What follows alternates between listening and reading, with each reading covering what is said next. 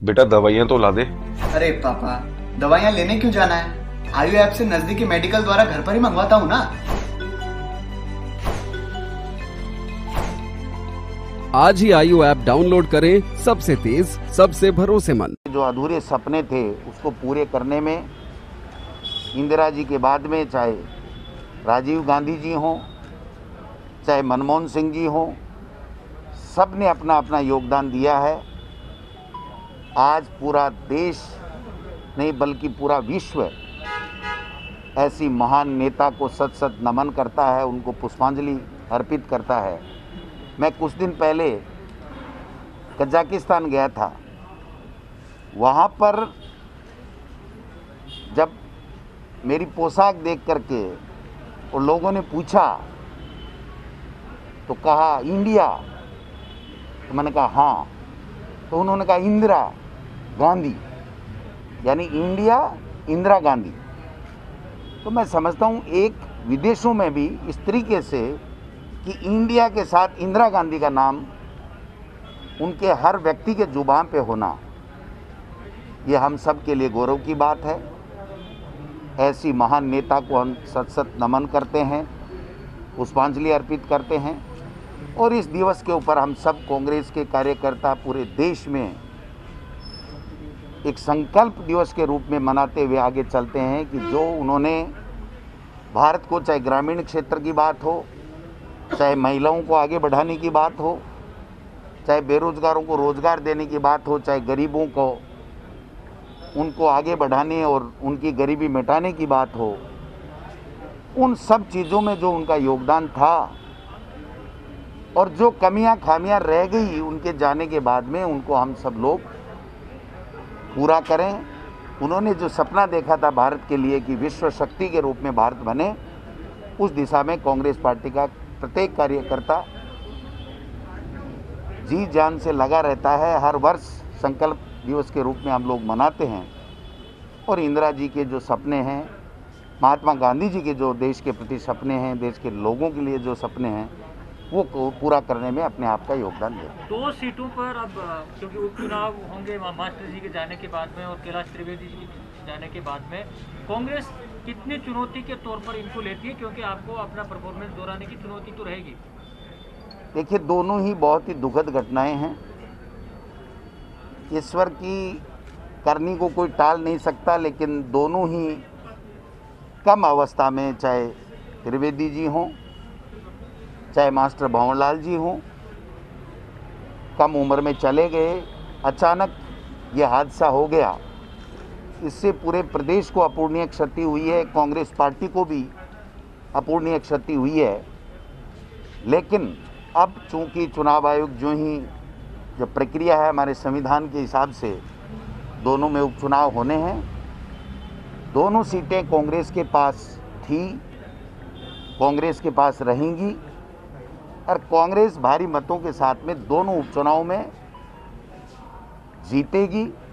हमारी पार्टी की पूरी तैयारी है, हमें कहीं कोई दिक्कत नहीं है। जो 2 साल से जिस प्रकार से राजस्थान की सरकार ने काम किया है, जो नगर निकाय चुनाव में, चाहे पहले 12 महीने पहले जो चुनाव हुए थे, चाहे अभी नगर निगम के चुनाव हुए हैं, चाहे पंचायती राज में, चाहे बिना सिंबल के सरपंचों के चुनाव हुए हैं, या अब जो चुनाव हो रहे हैं नगर निकाय और पंचायतों के, उसमें सब में कांग्रेस के कार्यकर्ताओं में भारी जोश है, लोगों में सरकार के प्रति पूरा विश्वास है। और मैं दावे के साथ कह सकता हूँ कि आने वाले समय में चाहे पंचायत चुनाव हो, चाहे नगर निकाय चुनाव हो, चाहे दोनों उपचुनाव हो, कांग्रेस पार्टी भारी मतों के साथ जीतेगी। भारतीय जनता पार्टी पूरी तरीके से टूट चुकी है, बिखर चुकी है, आंतरिक कलह है उनमें। उनकी जो बदजुबानी है, जिस प्रकार का रवैया केंद्र की सरकार कर रही है लोकतांत्रिक रूप से चुनी हुई सरकारों को गिराने का, और उनके नेता एक से एक उल्टे बयान दे रहे हैं, आला कमान को, दिल्ली के आला कमान को खुश करने के लिए ऐसे ऐसे बयान दे रहे हैं जो एक प्रजातांत्रिक व्यवस्था में शोभा नहीं देता। कल कटारिया जी, जो बहुत वरिष्ठ है, मैं उनका सम्मान करता हूं, लेकिन उनके द्वारा दिल्ली के कहने के ऊपर ये बयान दिया गया कि ये सरकार 6 महीने से ज़्यादा नहीं चलेगी।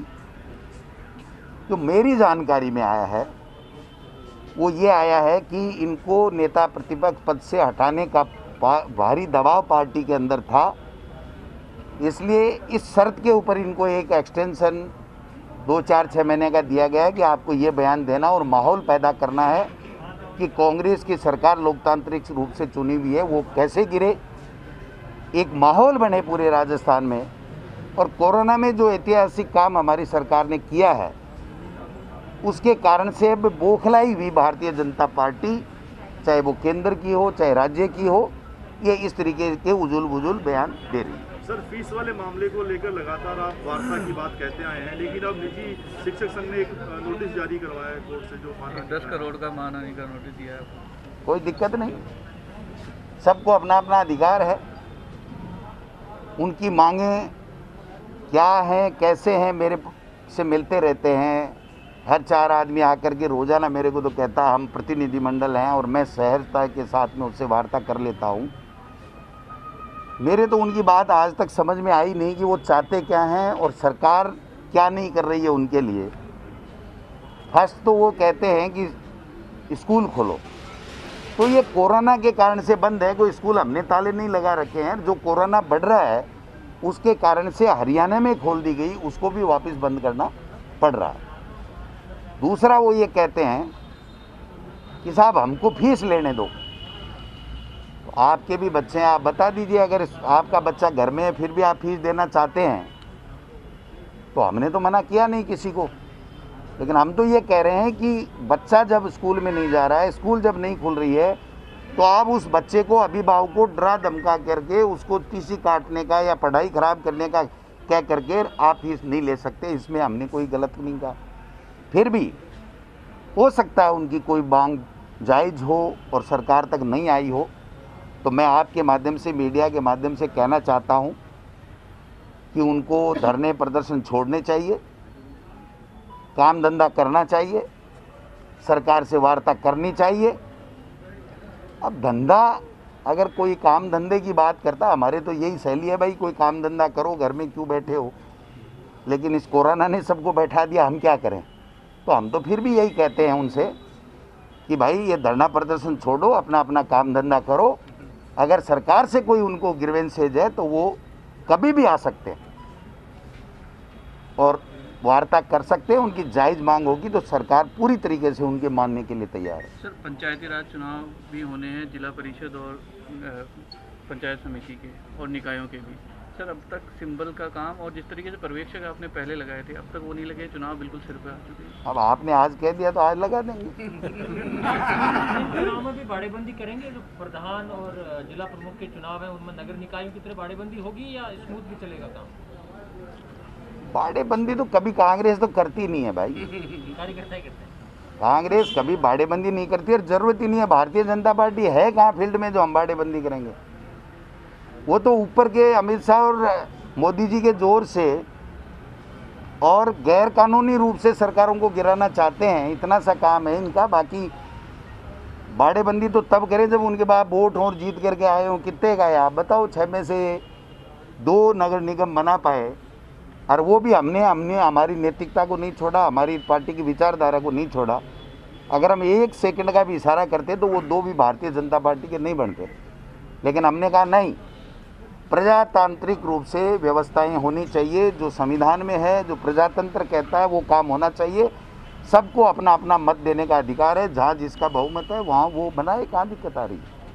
हम भारतीय जनता पार्टी की तरह मध्य प्रदेश और कर्नाटक में और राजस्थान में जिस तरीका का खेल खेलना चाहते हैं, जो इन्होंने गोवा में, मणिपुर में किया, वो कांग्रेस कभी नहीं करती है और कभी नहीं करेगी। सर, अगले महीने सरकार के 2 साल पूरे हो रहे हैं, तो क्या जो कार्यकर्ता इंतजार कर रहा है नियुक्तियों का, मिल पाएगी सौगात?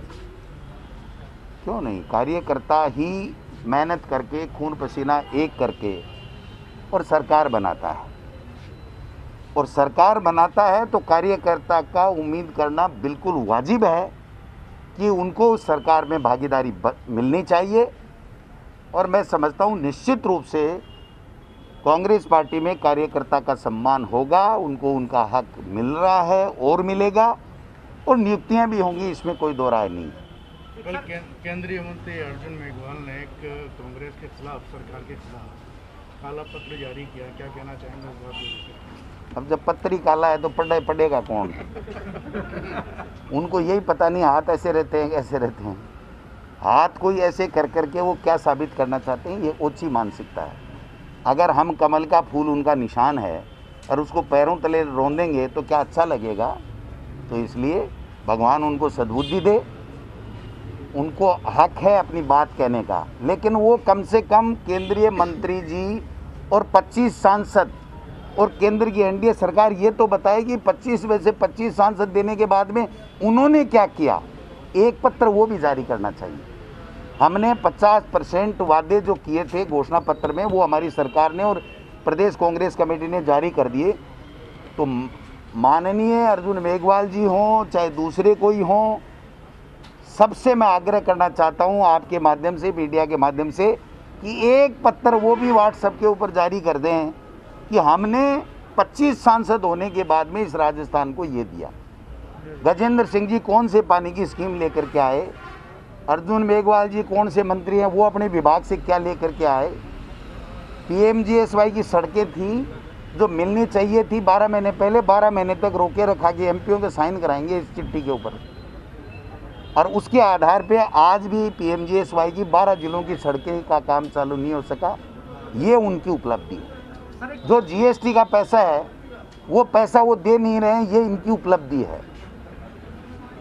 जो लोकतांत्रिक रूप से चुनी हुई सरकार है उसको गिराने के लिए इतने कटारिया जी जैसे वरिष्ठ आदमी ये कहना कि 6 महीने में सरकार गिर जाएगी, तो बटन कटारिया जी के पास है क्या? बटन तो इस प्रदेश की 7.25 करोड़ जनता के पास में है। उसने 5 साल के लिए कांग्रेस की सरकार बनाई है और दोबारा मन बना चुकी है कि हम कांग्रेस पार्टी को चाहते हैं, इस भारतीय जनता पार्टी को जो आपस में लड़ती है, झगड़ती है और जो कभी विकास के काम नहीं करती है, ऐसी सरकार को हम दोबारा ऐसी पार्टी को सरकार नहीं सौंपेंगे। ओह हाय हाय, मेरे साथ डिजिटल बाल मेले में चलोगे? लेकिन कोरोना वायरस है, अभी घर से बाहर नहीं जाना है। कैश अवार्ड भी मिलेगा। अरे लेकिन भीड़ भाड़ से भी तो दूर रहना है ना। अगर मैं तुम्हें घर से ही ले चलूं तो? मजाक छोड़ो, सच में डिजिटल बाल मेले में तुम अपने घर से ही शामिल हो सकते हो। बस अपने फोन से ही अपने मनपसंद काम की एंट्री भेजो और कैश प्राइजेस भी मिलेंगे, वो भी घर बैठे।